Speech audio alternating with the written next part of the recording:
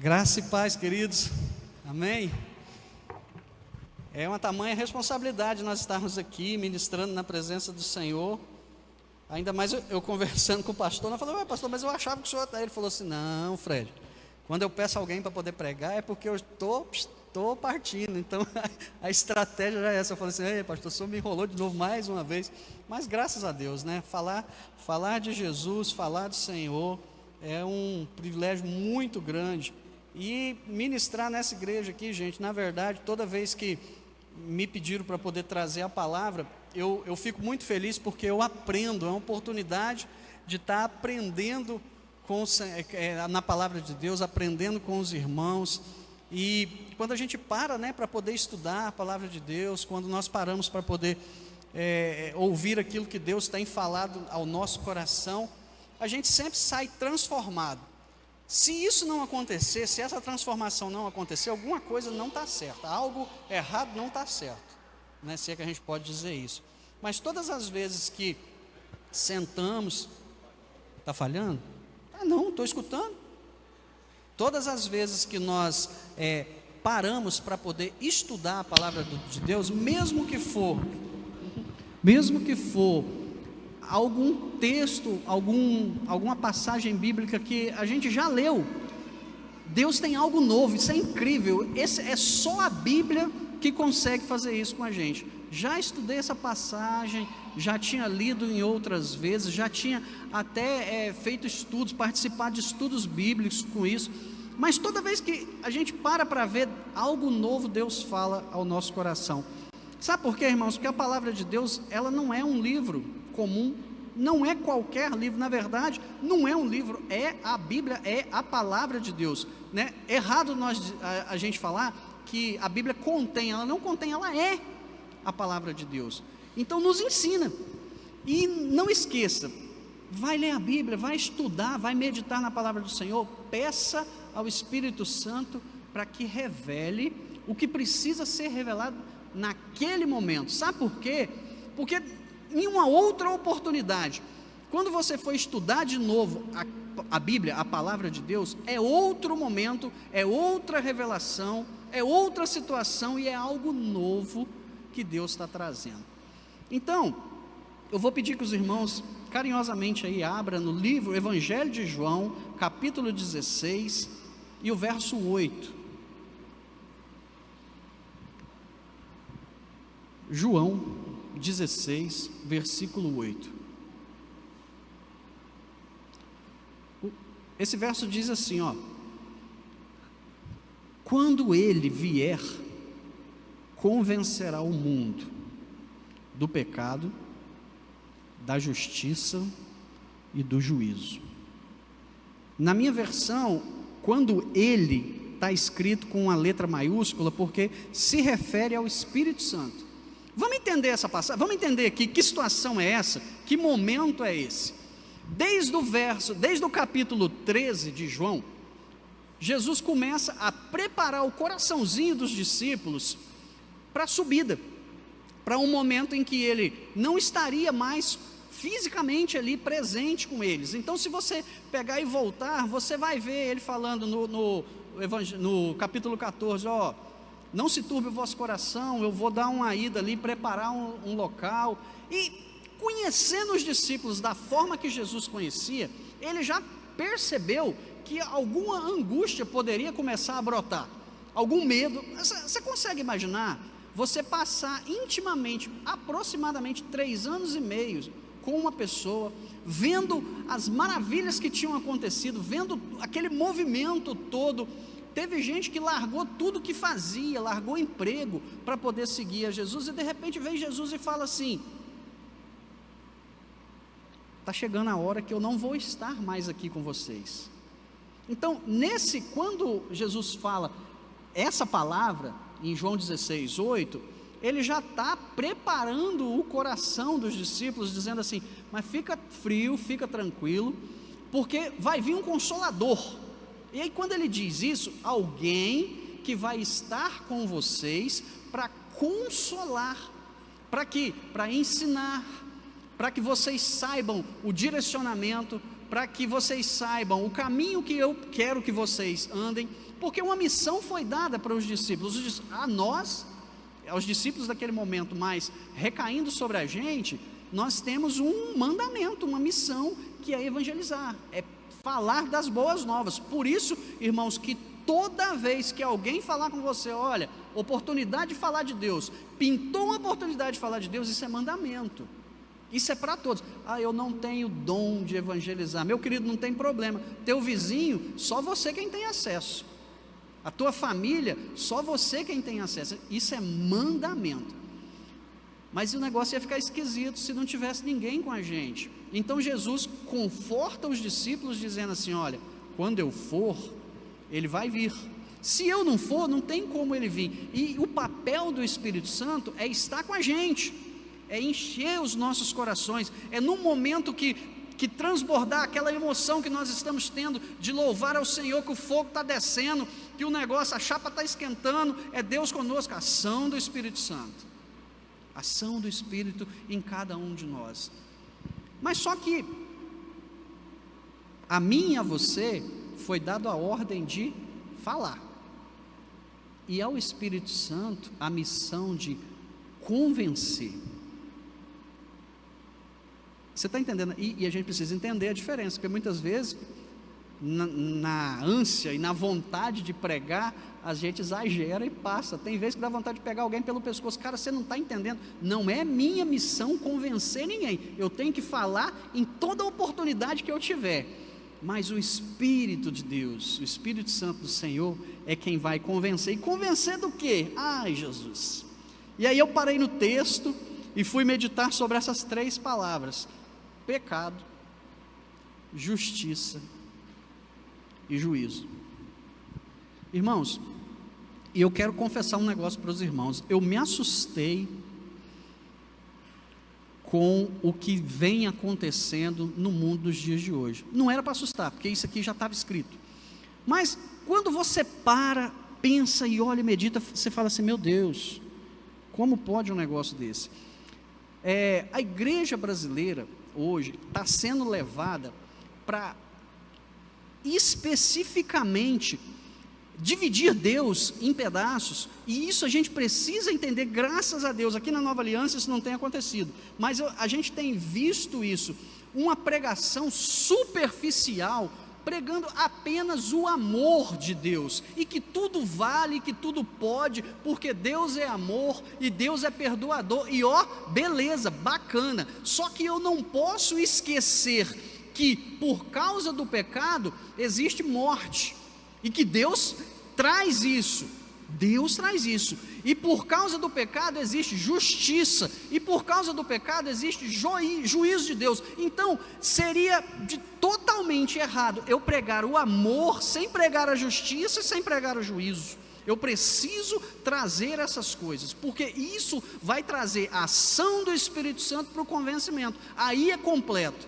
Mas não, nós temos visto aí, eu estou nem aí se alguém reclamar depois, porque igrejas inclusivas com algo errado daquilo, tudo vale, tudo pode, tudo assim. Não é assim, não é bandalhado desse jeito. A gente precisa entender que Deus é amor e ama mesmo, mas o pecado traz morte, traz separação de Deus, porque Deus é santo, amor, mas é santo.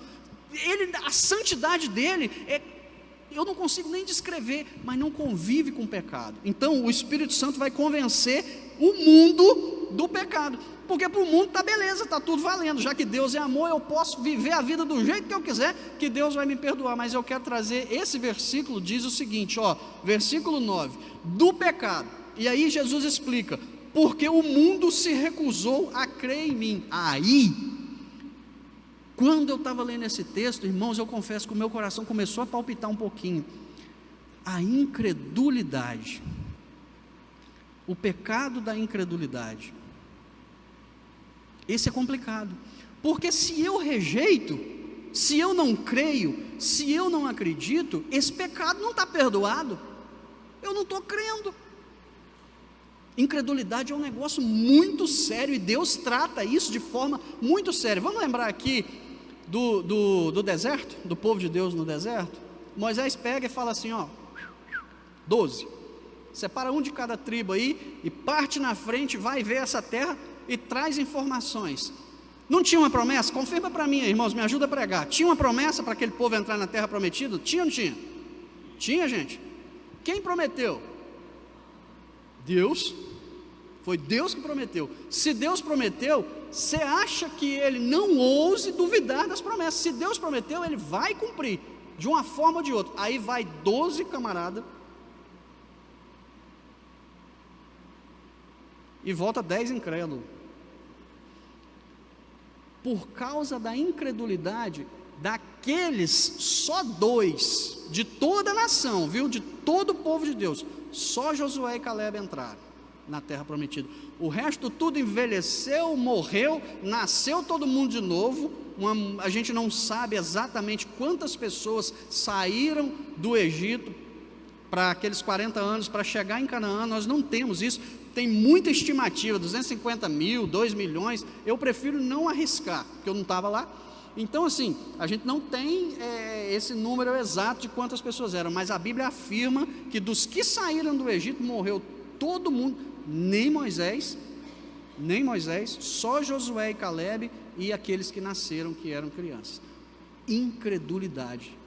Então, está aqui, ó, o Espírito Santo vai convencer o mundo do pecado, da justiça e do juízo. Do pecado, porque o mundo recusou crer em mim. É Jesus falando, a base de todo o pecado está aqui, está na incredulidade. E tem muita igreja no Brasil afora aí pregando só o amor. Pode viver do jeito que você quiser. Irmãos, uma coisa que nós precisamos entender: o plano, inclusive tem uma música que fala sobre isso, o plano perfeito, foi a redenção da humanidade. Deixa eu te falar um negócio, antes de dizer haja luz, Deus já tinha planejado a cruz, já existia a cruz. Esse plano de Deus para resgatar e nos convencer o mundo do pecado, ele é antes da criação do mundo, o plano completo, o quadro completo. Entendeu?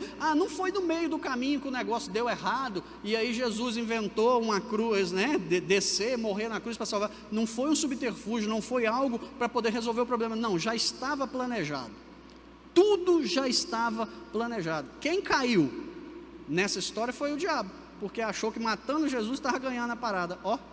Tadinho, ali que ele estava perdendo, ali que ele perdeu o negócio.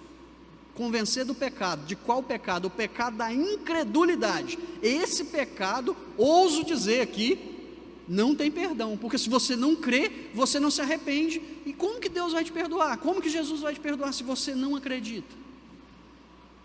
Conseguiu entender? É a base de todo e qualquer pecado. Já que é amor, é só amor, o amor venceu. Vai na fé para você ver o que vai acontecer. Do juízo, da justiça, versículo 10. Aqui é interessante, tá? A gente fazer análise dessa palavra aqui, ó. Outra ação do Espírito Santo: convencer o mundo da justiça. Porque eu voltarei para o Pai, e não mais me verão. Ei, Jesus, é só Jesus mesmo, né? Para poder trazer essas maravilhas para a vida da gente. Tudo aqui na Bíblia, escondidinho aqui, não, claro aqui, para a gente poder analisar. E muitas vezes a gente fica aí sem entender o que está acontecendo. Por quê? Porque não lê, porque não estuda, porque conhecereis a verdade, e a verdade vos libertará.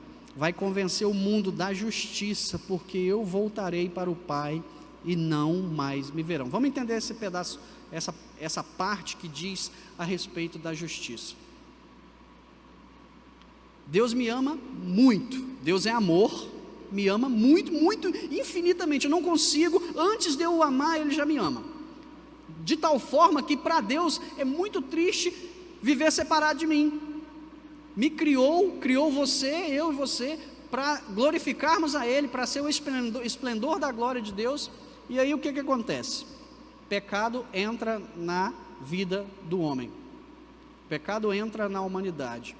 Deus me ama tanto que não quer viver sem mim, mas Ele é tão justo e tão santo que o pecado não pode conviver com a santidade de Deus. Existe um dilema?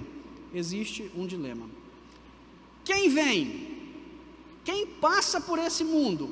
Qual é o Cordeiro Imaculado? Ah, ideia mirabolante não, já estava tudo planejado. Jesus vem, passa por todos os perrengues que eu e você passamos e não peca. Todos os sofrimentos, todas as tentações, todas as angústias, tudo aquilo que o mundo me oferece, foi oferecido para Jesus, mas ele não peca. Ah, mas era Jesus. Não, irmãos, era Jesus, mas estava encarnado, sofria igual eu e você, tinha sede, tinha fome, tinha desejos, chorava, tinha sentimentos, saía sangue, igualzinho eu e você, e não pecou. Era justo que ele morresse? Não. Mas o que aconteceu com esse Cordeiro Imaculado? Estão entendendo onde é que eu estou querendo chegar, a questão da justiça? Não era justo, mas o que aconteceu? Foi traído. Depois que foi traído, foi preso. Depois que foi preso, foi pendurado numa cruz. Depois que foi pendurado numa cruz, mataram. Aí ele vai, vence a morte, toma a chave. O diabo é tão trouxa que nem a casa dele ele tem a chave. Tomar a chave do inferno das mãos de Satanás e vence a parada, por mim e por você. Qual que é a justiça nessa situação? Voltarei para o Pai.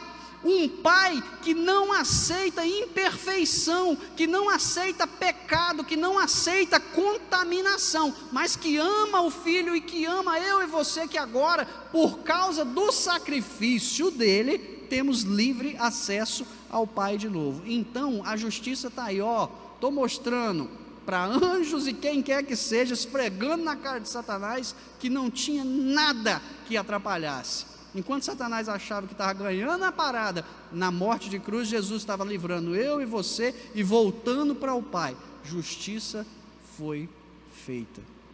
Amém? Por que você não aplaudiu o Senhor aí nessa noite então? Irmãos, é um texto um pouquinho complexo. Eu estou tentando esmiuçar isso aqui para a gente poder entender. Então, o Espírito Santo me convence que eu sou pecador, me convence que o único sem pecado era Jesus, e justiça foi feita, porque hoje Ele está lá, preparando o lugar para a gente subir, glória a Deus por isso, mas também convence a gente do juízo, versículo 11, e a gente já está concluindo, do juízo. Eu gosto desse versículo, viu? Eu vou falar para vocês, esse versículo aqui, eu amo esse versículo, porque o governante desse mundo já foi condenado. Eu posso ouvir um glória a Deus? Vou ler de novo, vamos fingir que não aconteceu, e aí você dá um glória a Deus bem forte aí. Do juízo, porque o governante desse mundo já foi condenado. Amém? Já foi condenado, está no passado. Gente, tem coisa melhor do que eu entrar numa briga que já está ganha, e não estou falando de qualquer briga não, é briga com o inferno, já está ganha, a sentença já foi proclamada, já está dito, ainda não foi cumprido, no meu tempo, no nosso tempo aqui, mas no tempo de Deus, Satanás já está lascado, já está ferrado. Isso que a gente tem que tomar posse disso, porque o diabo ele anda ao derredor, mas Deus coloca os anjos deles acampados aonde? Ao nosso, eu aprendi isso com a Célia no culto de oração aqui, ao nosso redor está lá, Deus com os anjos colocando assim, porque o diabo já é derrotado, meu querido, na sua vida, nas nossas vidas, basta você tomar posse dessa palavra, o juízo de Deus já foi proferido, e não é contra mim, contra você, o inferno foi feito para o diabo e para os seus anjos. Tem gente indo para lá? Tem, mas porque é enxerido, o homem enxerido, até no inferno está indo, sem ser chamado, o diabo está levando, mas não foi feito para nós não, foi feito para o diabo e seus anjos, e já está, já era, já foi. entendeu? Precisamos tomar posse disso, para que eu e você, enquanto ainda estivermos aqui, cumprirmos o mandamento que Deus tem para mim e para você. Por isso que quando fala assim, quando chama para cantar alguma coisa, eu mando para o André. Quando fala, irmão, tem que ministrar, gente, não tem jeito do André aí, não, para cantar, para tocar, fazer alguma coisa, chama o André. Agora falou que é para pregar, onde for, eu estou lá. Sabe por quê? Porque enquanto tiver fôlego, enquanto estiver por aqui, foi para isso que Deus nos chamou, foi para isso que Deus chamou cada um de nós aqui. Esse mandamento nós não podemos parar, nós não podemos parar. A vitória já é ganha, a vitória já é ganha. Quer ver? Só para concluir agora, se você fosse chamado para poder fazer uma viagem de avião, e quando você chegasse no aeroporto, tivesse 2 aeronaves para você poder embarcar. Aí, tá lá fazendo o seu check-in, né? E o pessoal da agência, eu não vou nem falar qual agência, não, que você está fazendo é raiva na gente. Mas o pessoal da agência falou assim: ó, uma está perfeita, está abastecida, tem piloto e vai conseguir sair daqui e chegar no teu destino. A outra é você quem tem que pilotar, o combustível só dá na metade do caminho e você que escolhe qual das duas você quer. Você vai em qual? Óbvio, né? Não precisa nem perguntar isso. Ninguém vai querer pilotar um troço que você não sabe com a metade do combustível. Irmãos, eu estou falando, sabe de quê? Da nossa vida. Entra num avião que Jesus é o piloto e que tem combustível para te chegar, para levar até o fim. Não, a minha vida é eu quem piloto, Jesus. Se você quiser vir comigo, você vem do lado me abençoando, mas é eu quem toma a direção. Não vai dar certo. Isso não é juízo, isso não é justiça, isso é pecado, isso é incredulidade. Então, para concluir, irmãos, o Espírito Santo nos convence do pecado, que eu preciso crer nisso, da justiça, que Deus é amor, mas Deus é justo, e do juízo, que a conta já está encerrada, no nome de Jesus. Amém?